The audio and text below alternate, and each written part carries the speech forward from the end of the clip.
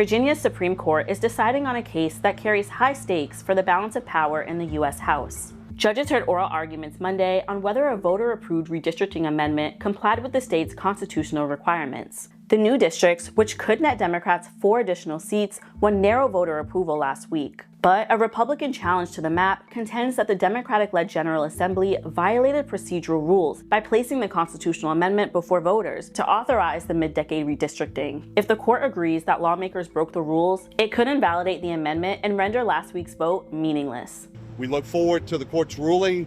We think after listening to the oral arguments and certainly looking at the briefs, the law is very clear. The Constitution was not followed, and we hope that the court will rule accordingly. Over 2 million people voted in favor to ratify this proposed constitutional amendment last Tuesday, and the challengers are asking to overturn that Democratic result. And so I think that justices are appropriately interested in scrutinizing those arguments very carefully. It's the latest in a national redistricting battle between Republicans and Democrats seeking an advantage in the November midterm election, and will help determine whether Republicans maintain their narrow majority in the U.S. House. Last summer, President Donald Trump urged Texas Republicans to redraw districts to their favor in an attempt to win several additional House seats. That set off a chain reaction of similar moves in other states. Next up is Florida, where Republican Governor Ron DeSantis has included congressional redistricting on the agenda for a special session beginning Tuesday.